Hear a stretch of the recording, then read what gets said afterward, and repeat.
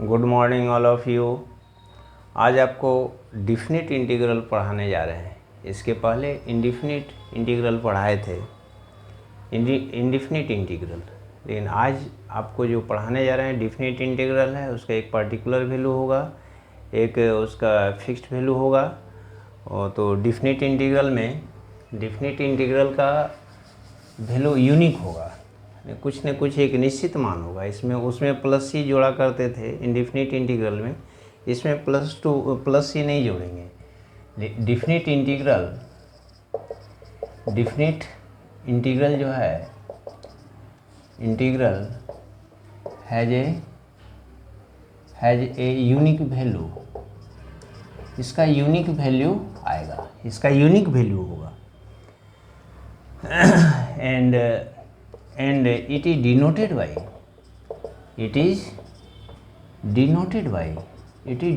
by a से b fx dx, where a is lower limit, इसको हम लोग लोअर लिमिट कहेंगे, और b को हम लोग अपर लिमिट कहेंगे, and b is upper limit होगा। इस वैल्यू को लोअर लिमिट, इस वैल्यू को अपर लिमिट कहेंगे। पहले इंडिफिनिट में पढ़ाते थे इफ़ एंटी डेरिवेटिव, जिसको हम लोग एंटी डेरिवेटिव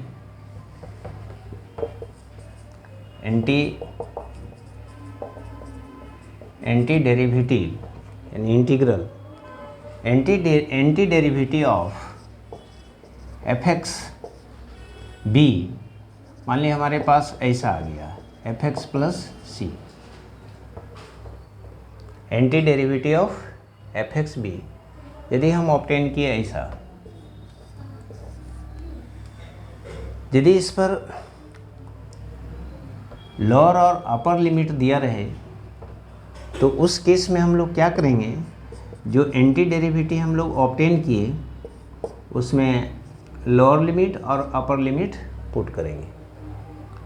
तो अब हमारे पास क्या आएगा, जहाँ x है वहाँ पर पहले सबसे पहले अपर लिमिट बिठाते हैं, एफ बी प्लस सी माइनस, फिर लोअर लिमिट बिठाएंगे यहाँ एफ ए और प्लस सी।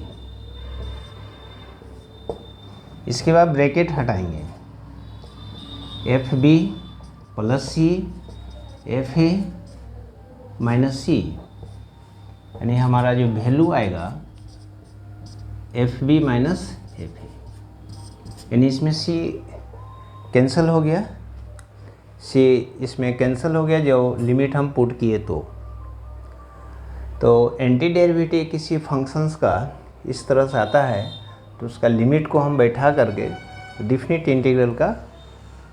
इंटीग्रल का वैल्यू हम लोग फाइंड कर लेंगे। सपोज कर लीजिए, तो समझ गए होंगे आप लोग डिफिनिट इंटीग्रल क्या है।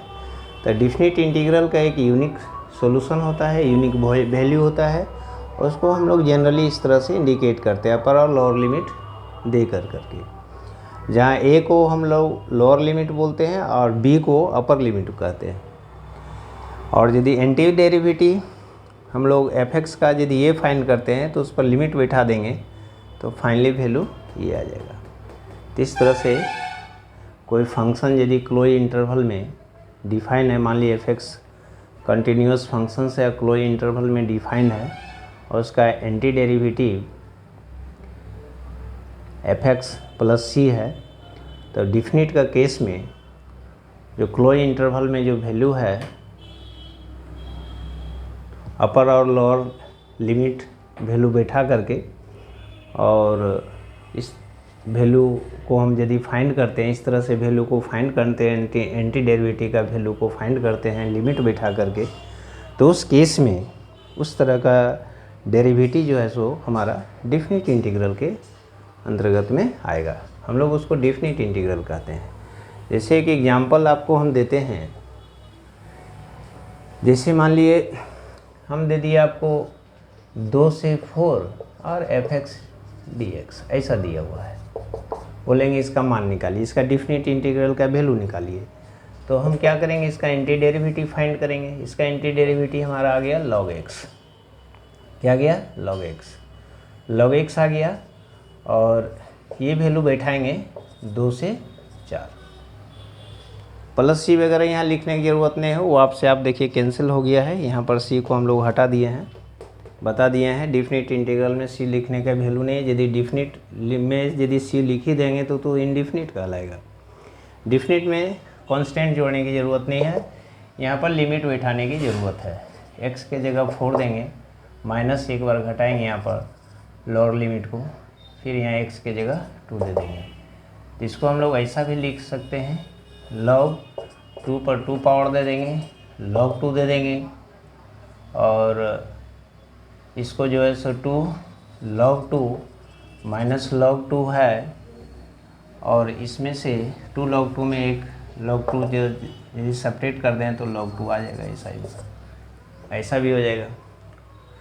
कोई स्टूडेंट यहाँ इस तरह से भी लिख देगा, एक घटा को बटा के रूप में लिख देगा, 2 का 2 नीचे 2 है तो log 4/2 यानी log 2, ऐसा भी लिखाएगा, कोई दिक्कत नहीं है। ये भी है, ये भी है।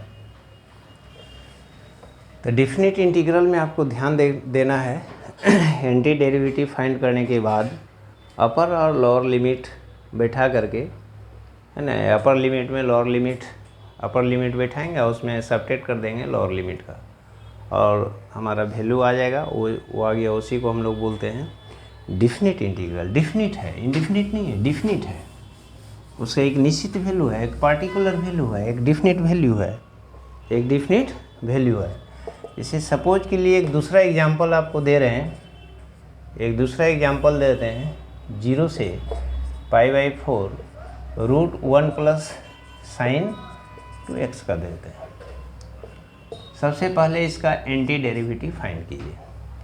इसका एंटी डेरिवेटिव फाइंड करने के लिए हम लोग क्या करेंगे, इसका एंटी डेरिवेटिव फाइंड करने के लिए हम लोग इसको ऐसा लिख सकते हैं, sin square x cos square x, इसको हम ऐसा लिख दिए।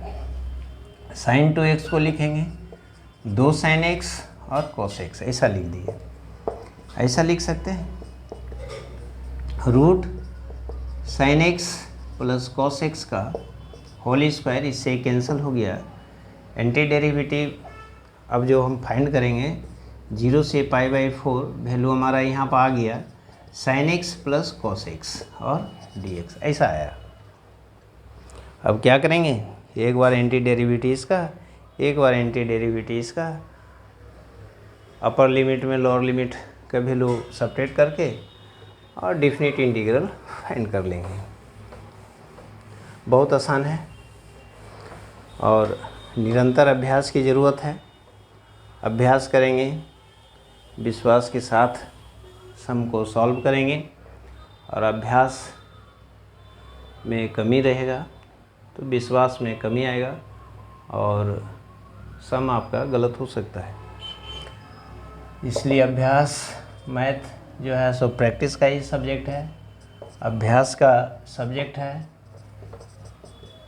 ज़रूरी नहीं कि एक दिन में 50 ही हिसाब बनाइए, 5-10 ही हिसाब बनाने का शुरुआत कीजिए, रेगुलर कीजिए, रेगुलर बनाइए। sin x का हम लोग इंटीग्रेशन क्या हो गया, cos x minus cos x, और 0 से π/4 cos x का sin x 0 से π/4। एक बार अपर लिमिट बैठाएंगे, माइनस cos π/4, सब्ट्रैक्ट करेंगे तो plus cos 0 sin π/4 minus sin 0। cos π/4, cos 45 degree का वैल्यू कितना आता है, -1/√2 cos 0 1, 1/√2 sin 0 0, ये सब्ट्रैक्ट हो, यानी इसका वैल्यू 1 आ गया। इसका वैल्यू कितना आ गया, 1 आ गया। इस तरह से इस फंक्शंस का डिफिनिट इंटीग्रल हम लोग फाइंड कर लिए। डिफिनिट है, एक निश्चित मान आया, एक पर्टिकुलर वैल्यू आया, एक डिफिनिट वैल्यू आया।